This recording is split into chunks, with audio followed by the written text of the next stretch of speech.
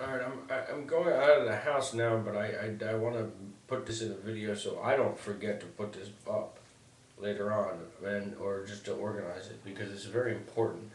The thing that these people did that is why I took an interest in discovering what the gang stalking phenomenon is what they did was really incredible.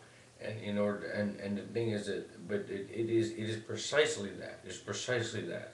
And what that fun, I mean the techniques, and it was incredible. But I want to write down, because the fact that he was able to get the psychiatrist and everything to do that to me, and it went over a very extended period of time.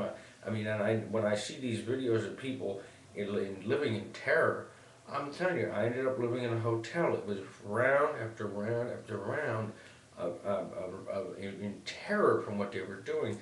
And what they were doing, a lot of it was a technique, and I never see this word used. There is a technique of therapy that is supposed to be used in a closed setting, and certainly with the person's permission, which I've seen in the trauma rehabs, which is called psychodrama. And it's where, people, it's various ways of acting something out where everyone's playing a role. And the reason I noticed what they were doing at one point is that I had seen that technique. It's when it's used with someone's permission and everything, and they were doing that in real life. But this issue of staging bizarre events, it's a technique that is derived from a psychotherapy technique called psychodrama, and it's rather sophisticated. When you've seen it done in a closed setting, it's very impressive to people. They say this is incredible, and the way they can bring people through something. I mean, it's amazing what they can do. So when they started doing it to me, I knew what it was, but I've only heard it referred to as staging bizarre events. The psychodrama is a really a whole, if that's used the way it was on me in other settings, and it was used on me in the outside in a sense. I mean, there was a psychiatrist's office, there was the family's apartment. I mean, it was used on the stage of reality.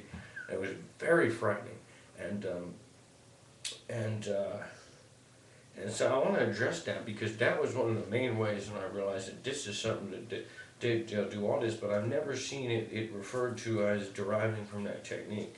So, which you must. I mean, because that, and what might be one reason why people, may not have a word for it, and of course, if you study political thought as I do, the main thing is that you never want the whole game with a lot of people is that they don't want anyone to have a word for something they're not supposed to know about. So the best people can come up with is that they stage an event, and they don't realize the amount of depth that someone could be putting into doing that, because they don't know this word, psychodrama. You find the word, you find out there's a whole range of techniques, and I've seen it done, and it's just incredible. It's incredible. And I asked someone, interestingly, I said, well, I'll talk more about it, but I talked to the psychodramatist at the last the rehab, and I asked him, I said, have you ever heard of anyone doing this without the person's consent in the outside world? And he said, it's not out of the question, but I certainly wouldn't want to participate in something like that. I mean, that was, but the idea is that he could picture that someone trying to do that. That it wasn't imaginary. I said, but I certainly wouldn't want to participate in something like that. But he said, oh, did it work? I said, well, it induced a breakdown, but wow. So anyway, I just want to make a note about that, because I want to bring that up later.